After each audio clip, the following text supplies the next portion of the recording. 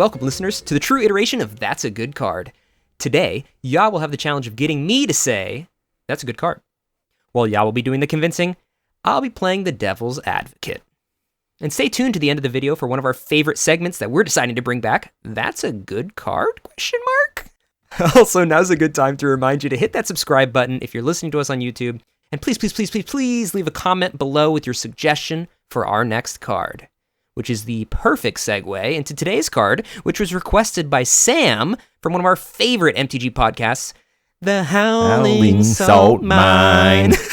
That's not going to be synced at all. All right, yeah, let's get started. All right. Okay, the card that Sam asked us to talk about was one that he admits isn't that great, but I'm actually, the more I've researched this card, the more I've liked it. I did slot it into one of my decks, which I'll talk to you about in a second here, but I didn't get it.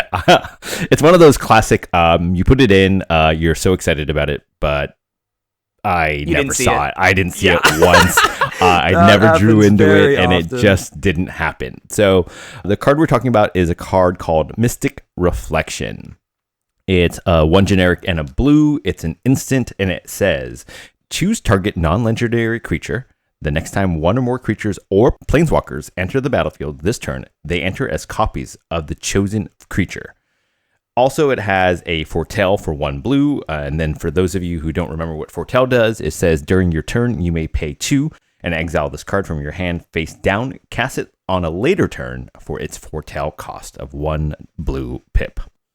Looking at this card right away, I'm thinking about different ways that I could potentially combo with a Dockside, right? Like, that's the first thing you're going to really think about. Yeah. And so that led me to kind of think, okay, what kind of decks does this card see play in? Using my new favorite site that Kyle turned me onto, CEDH-analytics.com. We see that it is played in 190 decks, or about 1.48% of the meta decks that are out there right now. And meta, I'll be honest. Well, with this site, I mean, meta, I don't know about this. Hold on, let's you kind of see. use this site. You use this site, just generally speaking, just to get like general feels for cards. I don't think that it's a perfect encapsulator for the meta itself because it includes so much data, including like really bad decks. So take it with a grain of salt, but I love the site. Anyway, continue. So from this 190 decks, it lists out all the different commanders that you see this played in, and some bangers. Ready? You've got Lazov, Lord of the Nazgul, but then you do see some commanders that we are familiar with, like Yuriko, Kinnan, Niv Mizzet, Tevesh Zot and Thrasios, Francisco Thrasios, Kess, Krom, Tevesh Zot, Nekuzar, not a CEDH deck, but you know, it's still it out used there. To be, kind of. Dargo Thrasios, Najila, I think is probably the biggest hitter in here. And the one that I think, that's the deck I decided to put this card into. Because when Colin and I were talking about this, he was talking like, hey, I think this belongs in a deck that you're going to cast a lot of creature spells. And I agreed with him, but then I thought like, you know what else would be kind of cool is that if you just create creatures. Yeah, off a trigger. First of all, let's get this out of the way. This card, and I think Sam said this to you in the Twitter exchange that you guys had, that this floor obviously has a little bit of a low floor. Yep. Spoilers. That's my first point. Continue. But I think that it can kind of really go bonkers with the right deck, right? And so in Najila, and then another deck that we're seeing a little bit more in our pod is Xyris. Xyris, for those of you who don't know, is when your opponents draw cards, you make snakes for every card that they draw that isn't their first card. So, and then whenever Xyris attacks, you and the person that you're attacking get to each draw 3 cards. Or cards equal to its power. Right? Whatever Xyris's power is. Power damage. How much damage it deals. Yes. Yeah. I'll throw the card on the screen for listeners. So the thought process here is that you would let the triggers for Najila or Xyris kind of go on the stack. Then you would play out this card, choose a target creature, and hopefully in Magic Christmas Land kind of go to town. That's the big kind of hope and dream for this card, I think, right off the bat. That's my first point. creatures coming in as docksides can be really pertinent. Like you can then start paying for Najeela triggers in combat. There is some kind of funkiness there, but like I'll let the people kind of decide. You're going to try to figure this out when you slot this card in. The other thing that go ahead.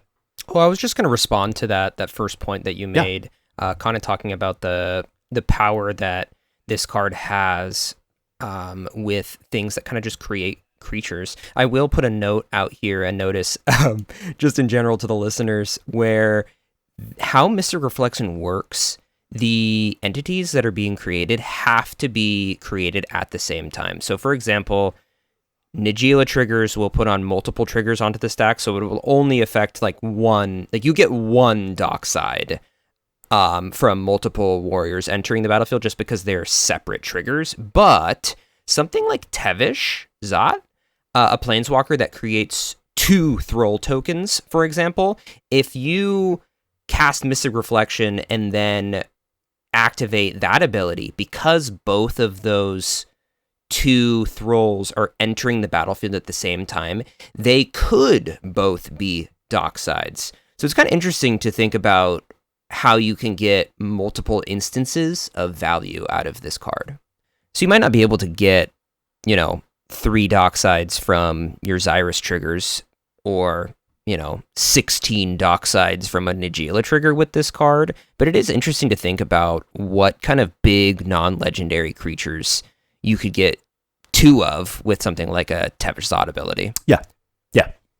What's a big thing that we see in the meta that isn't a legendary? Now that's a question. Hullbreaker. Hullbreaker Horror. It is actually also relevant, that's right? sweet. Because you can definitely start bouncing everybody's boards. If you have 2, normally people want a Hullbreaker Horror and a Tidespout Tyrant, but like this kind of takes care of it for you. And that actually kind of brings me to my next point, is that a way that I hadn't thought about this card until I started kind of doing some research and looking at different kind of conversations about this card is that this kind of works as pseudo removal.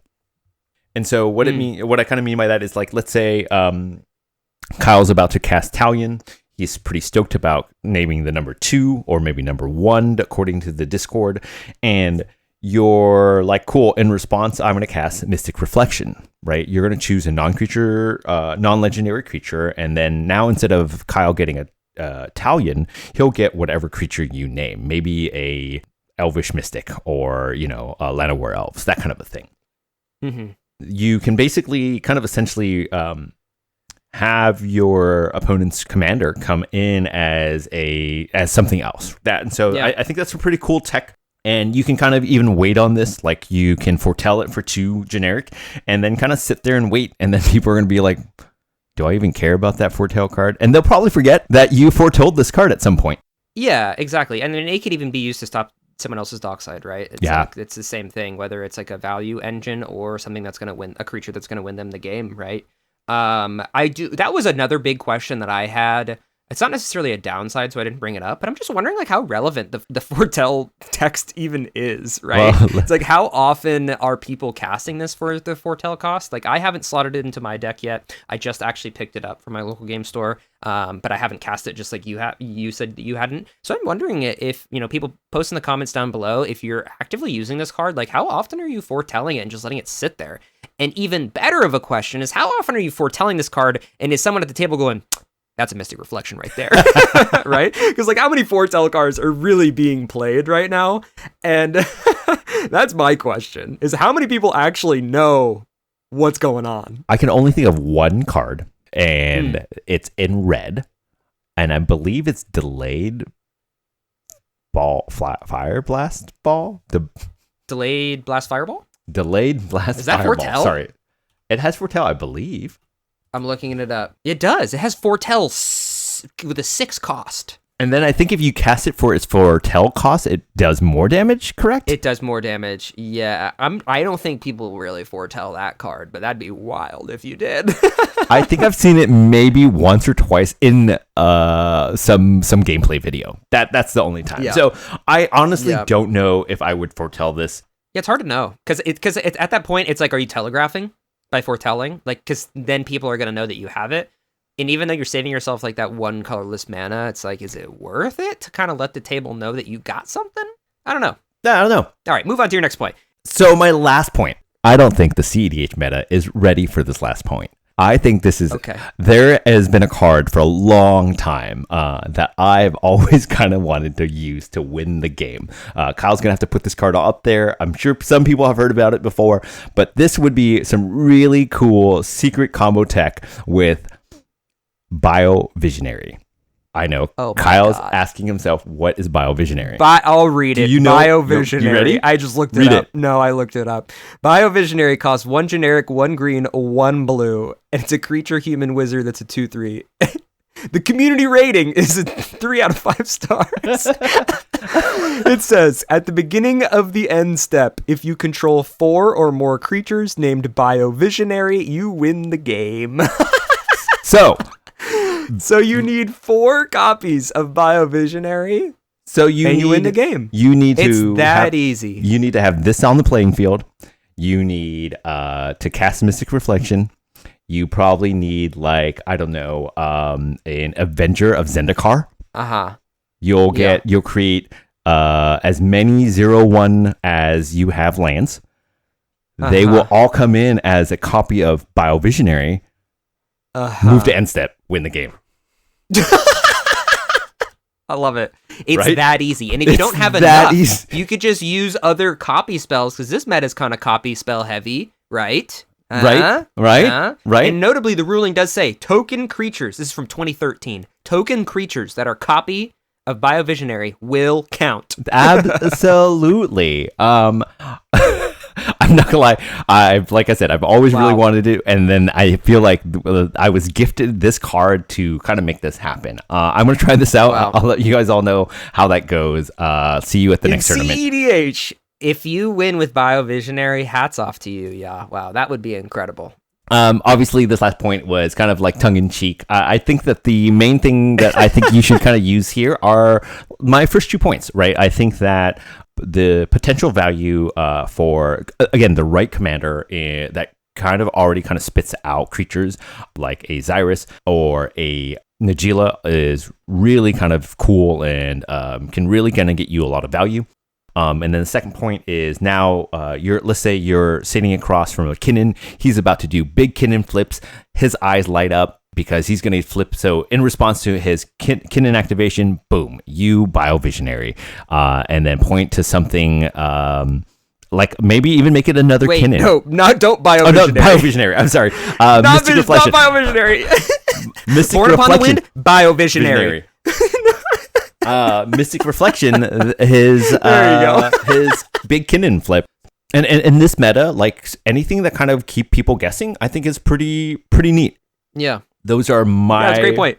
My points. Hit me with your downsides, Kyle. All right, let's get into the downsides here. So there's a couple of downsides that kind of came to mind when looking at this card. I think the first one is the one that I already mentioned, which is that the floor for this card is really low, right? Like, you could find yourself in a scenario where people aren't even casting creature spells. Like, there could be a chance that people aren't even casting creature spells. And it's a CEDH. Sometimes you see people with just no creatures out on the board, right? Or you could potentially not be able to make any snakes or make any warriors or cast any creatures yourself. So you can't get the positive benefit of copying somebody else's awesome creature because you just don't have a way to make creatures, right? Like nightmare scenario, one of your opponents goes to cast Thassa's Oracle with Demonic Consultation, trying to win the game, and you have Mystic Reflection, and there's nothing else that is non-legendary out on the board for you to target. So you can't change Thassa's into anything else. You can't use this to stop a win con because there's just simply no non-legendary creature on the board. That'd be worst case scenario.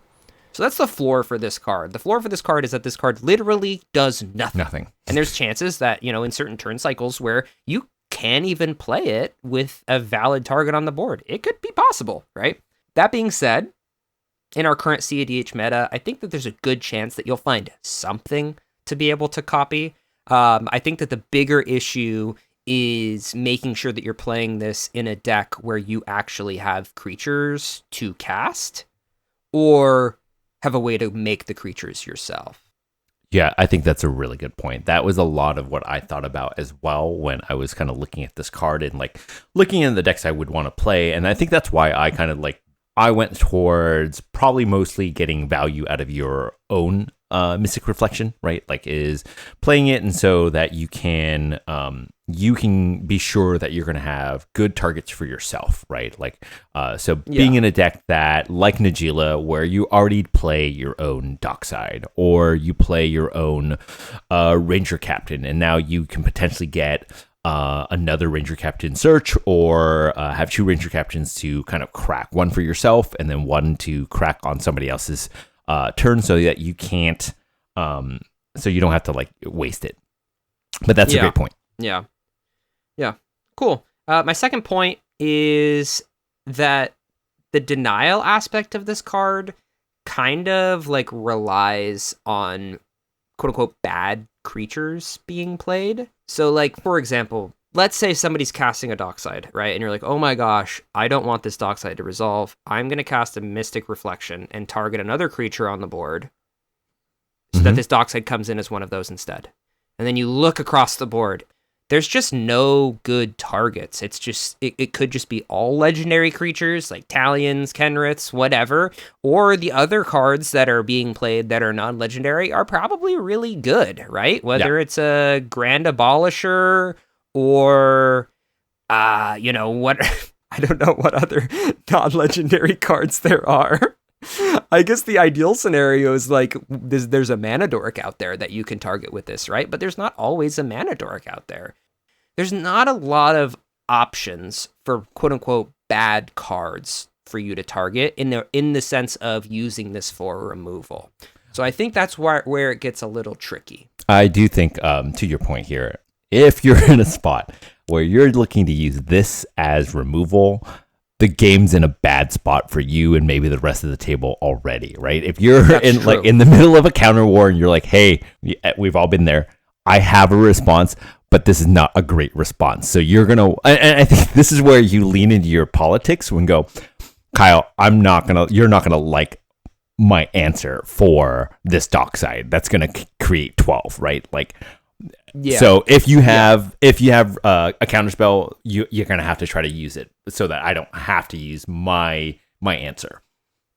Yeah, and I think that like maybe you can argue that if you're playing a deck yourself that runs a lot of dorks, like maybe you're just in a heavy dork package and you're in blue, and you know that you're gonna have something to point at, whether it's a hierarch or a bop even, and just give them that instead of their Dockside. Like then I can see that as being a relevant reason to run this card, because realistically, when you think about this card, it being, a 2-cost blue card that is essentially a copy spell, you kind of have to decide, okay, am I going to play this over one of the other 2-cost copy spells? And that's a difficult ask. It's a difficult question. And it comes down to the point of, okay, well, the copy spells are much more efficient when it comes to just making a creature that I want from something on the board. Awesome. Yep.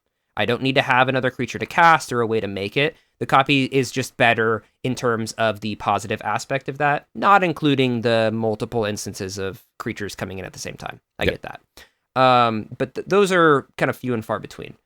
Now, when it comes to the benefit of this card over the 2-mana copy spells, it comes down to, okay, how important or how valuable is this card from a removal standpoint? Because that's what you're getting from this instead of that, flesh duplicate. You're getting the ability to not only have some sort of copy spell, but also this pseudo quote unquote removal or interaction. Right. And I'm just not sure how consistent that pseudo removal / interaction is going to be. That's my second point. And my last point is just kind of that this card might be something that's really hard to pilot. And there's a lot of decision-making steps that go into this card, even from the aspect of casting this card.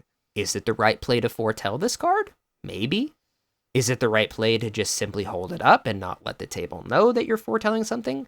Maybe. Like already, even on the cast, you're asking yourself questions and essentially putting yourself in a situation where you can potentially misplay. And once you kind of realize that this card has such a high ceiling, I fear that a lot of pilots might be chasing that Magic Christmas Dreamland with this card. They might hold this card. Oh, for sure. Because they're like, man, I just need this card to just be an absolute game winner. When in reality, they might just want to take something that has good value, right? I could see people not wanting to just take a Ranger Captain with this, not just turn their dork into a Ranger Captain because they're greedy. And they're like, oh, maybe I just don't, maybe Ranger Captain's not good enough. Maybe I just need to wait for a Dockside to come out that I can really rip, And I'm not sure if that's the right play. Whether or not you wait for the Christmas Dreamland or you kind of take the quote unquote safe play, it puts you in this weird pickle where you have to make tough decisions. And any card that's going to put you in a spot to make tough decisions, I think you can argue that there's going to be some misplays. I mean, but that's playing blue, though, right? Like, I think blue is full of cards like that. True. Right? Blue is full of cards like that.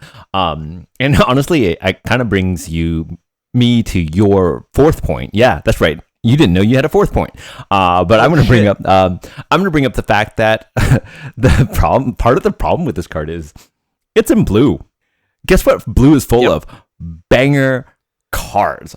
Do you know what I had to basically cut for this? I ended up having to just go. You know what? I'm just going to copy. No, I just cut a counterspell. A land? No, counterspell. Counterspell. A counterspell.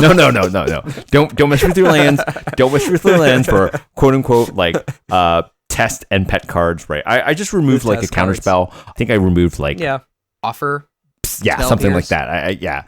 One of the lower ones, not any of the super bangers. Right, because like there's a lot of bangers in blue, and so it's a really tight selection already, right? For that. That was something I found myself going, oh no, what do I cut? Like, yeah, so much of blue now is on those copy packages, right? It's like you kind of have the big three right now of like Phantasmal Image, Flesh Duplicate, and Phyrexian Metamorph. Yep. And you can sprinkle in the vehicle one and sprinkle in like the 4-cost one as well, but you don't see them as much. I think if you're going to test this card, I'd probably just take out Flesh Duplicate for it.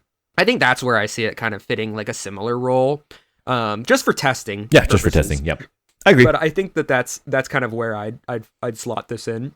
But at the same time, like if you're in I see this card being played in high color decks mostly. Just because that's where you're going to get like the dork packages, right? I think that's where you're going to see most success. Like, for example, like it's really hard for me to put this into my Italian list. Like, I have 10 creatures or less. I don't even know, right? It's like I'm not going to be able to get the full potential of this. Now, if you're in like a Gaia's Cradle deck where you're going to have dudes, sure, test it out. Why not? No, for sure. But yeah, that's my last point. We're kind of getting astray. But the last point is that I just think this card is difficult to pilot, and you might just sit there frozen, not knowing when to cast this card. Yep. All right, yeah, let's talk about what point I made that kind of makes the most sense / is the biggest downside. It's probably your first point, man. The floor is pretty low on this card. Like I said, I actually kind of had fun like thinking about it and hoping that I would draw it. And I was thinking of all the different board states I could have played this in when I was sitting there hoping to draw this card. And unfortunately, I never did see it. And you're right. Like that first point is that the floor is kind of really low on it. And a part of your second point as well, like, there aren't that many bad choices, right? Like CEDH is so full of good cards that this is like what you point to a Barbed Servitor, like right? Like who's going to be running that? So you have to be running a high dork package. Like you have to have your own dorks. You have to rely on having those hierarchs or having that bop. You want your own things to be able to point to in order to kind of make this work. I mean, otherwise, like I guess you could also always point to a person's orc army. The orc army itself would be the better target, right? Like now they're getting is a token creature. True. Right? A token creature is always potentially a good thing to kind of point to. So yeah, that's the point, is that the floor is really low, and that if you're trying to use this for removal, you're in a bad spot because the game is full of great creatures. Also, I was just thinking about this. If you point to the token, isn't the token at 0/0? It is, right? Yeah. So if you point to the token, does it just come in as a 0/0? And no, if it's coming in as a copy, it comes in as a copy of all of the attributes. So if it was a 0/0, including counters.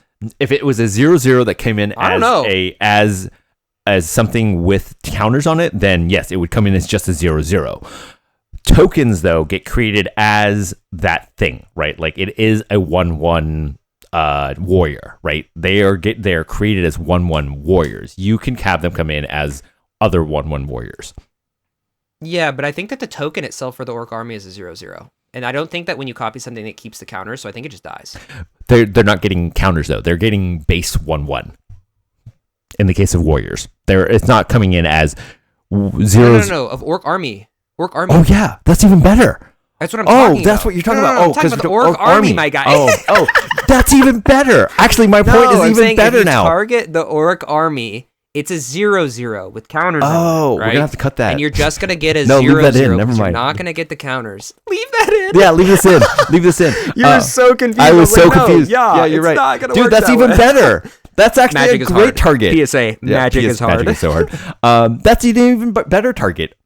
A 0. Yeah, dude, that's awesome. I'm back high on this card. All right. Anyway, I'm reeling you back in. Yeah, reeling you back in. What is the point I made that best supports for why it could be good?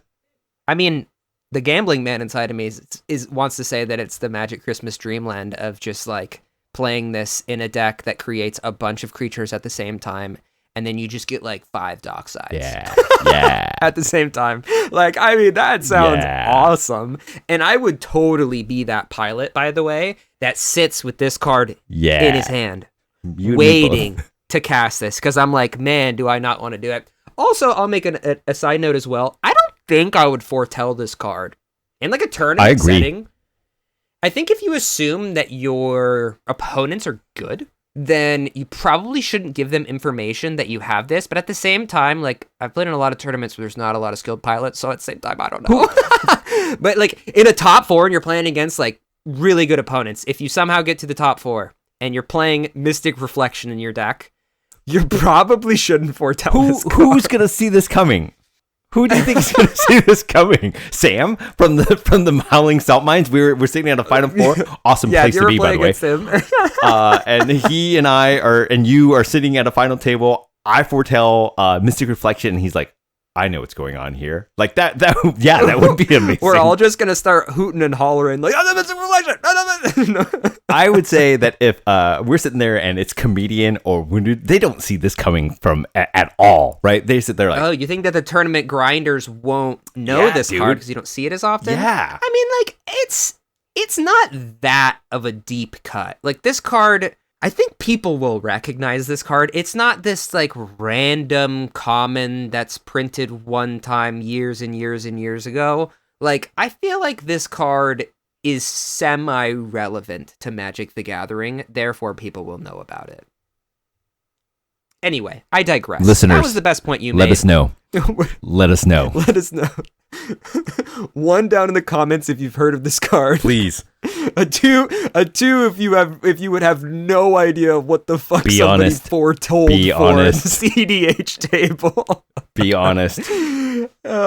Anyway, all right, let's get to it. All right, yeah.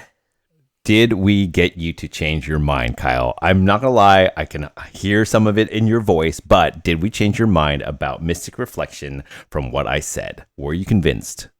Oh man, I think my answer is no. And the reason why that we kind of came across while we were talking about this is just as I was explaining the lack of targets that you might find, it just made me not like the card even more because now I'm really confined to like what decks I can even test this card in. Yeah. Where I feel like, man, like if it didn't have that little caveat of like the legendary or non-legendary caveat in the targeting, I think it would be really good. Like really, really good. But the fact that, like, if you're looking at a board state and there just could be nothing that you pick, or, like, there's no valid target for it, oh, that would just be so frustrating, and it would be a really big feels bad card. That being said, I think this card would be a blast to play, and when you do hit the Magic Christmas Dreamland with it, hell yeah. Hell yeah. Hell yeah. Mystic Reflection? Banana bread? Hell yeah. All right. And now, yeah, it is time. Oh, it's coming back. For one of our old but beloved segments. That's a good card, question mark? All right, listeners, if you have not listened to some of our early episodes, this was a segment we did before where our goal is to have one of us present the card name of a very obscure Magic card to the other, and the other person, who hopefully has never heard of this card before, will have to guess what they think this card is. And including the flavor text, including what it is, all the subtypes, everything about it, we're going to have to guess what it is. So today, you will be presenting a card to me. What card am I going to be taking a stab at today? All right. The card I have for you today is Stinkweed Imp. What? Say it again. Stinkweed Imp. With a D? Dinkweed? Stinkweed. Stink, like stinky. Oh, stinkweed. Stinkweed. I kind of like imp. dinkweed. Stinkweed imp. Okay, it's an imp, so it's a creature. Most of the imps in Magic are black, so I'm going to say it's a black creature spell. Creature type, imp. Imps are tiny, so I think it's going to be 1 cost. I'm going to say it's 1 black pip. That's my guess. Stinkweed imp. It's 1 black pip. Okay, it's probably it's probably got a small butt, so I'm gonna say it's like a 2/1. A 2/1 for 1. Stinkweed imp. And then it's gonna have an ability. Let's say the ability is when Stinkweed imp dies, target player discards a card at random. That's my guess. And the flavor text for Stinkweed Imp is going to be when you're walking through the swamps, you'll know when an imp is near. Quote, Urza. I can't think of anybody else who's I panicked. I just picked the first Magic name that came to mind. Ursa. Not like in the picture. Wait, let me talk about the art. The art is definitely going to be an imp sitting on a log in a swamp. Do imps have wings? I don't know. I'm going to say it has wings. It's sitting on a log in a swamp, wings, and there's like stink lines coming off of it. Like you're like, wow, that's a smelly looking imp. All right, y'all, how close did I get? You weren't too far off. Ready? Okay, Stinkweed Imp. Stinkweed Imp is 2 generic and a black pip. Creature. Damn, it's a 3 cost? Yeah, 3 costs. It's a creature. Imp. Spot on. Boom. Give me that credit. It is a 1/2. You were so close. It's a 1 power, 2 toughness. It's got a booty. I'm not gonna lie. This card is kind of broken. I'm not gonna lie. It has flying, and it says also. Oh, did I not say it has flying? Oh, you talked about the wings. Definitely should have said that. Yeah, you talked about the wings. I know. Whenever Stinkweed Imp deals combat damage to a creature, destroy that creature. So it's like pseudo Death Touch, right? What? That is Death Touch. Yeah, but it's not. But it's not Death Touch. It's spelled out right.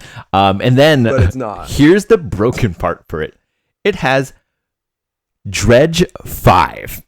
Damn. Dredge 5. If you would draw, for those of you that don't know, Dredge, if you would draw a card, you may mill 5 cards instead. If you do, return this card from your graveyard to your hand. This is a card that probably has seen some play in the Gitrog, but just never really quite. And so, obviously, Kyle and I've never heard of this card before. I've Kyle and I, Gitrog. we don't play the Gitrog. Do they play this card? That'd be interesting. I don't think they do. They play the It seems troll. pretty bad. They play the troll instead. Yeah. Dredge is not, and then there is no flavor text on this one, just because there's so much text in this card as a whole. That's true. I do like the art. Yeah, the art's pretty cool. I'll put it up on the screen for the listeners. All right, well, that was fun, y'all. Thanks for bringing Stinkweed Imp to our That's a Good Card segment. All right, listeners, thank you so much for listening to today's podcast. We once again want to divert your attention towards the description where we have our link to our link tree as well as our Discord. Come join us on Discord, say hi. We love to talk to the listeners and chat about CEDH, so hop on into the Discord. Once again, please like and subscribe if you're listening on YouTube. And thank you so much for your support. We'll see you next Monday. Bye. Bye.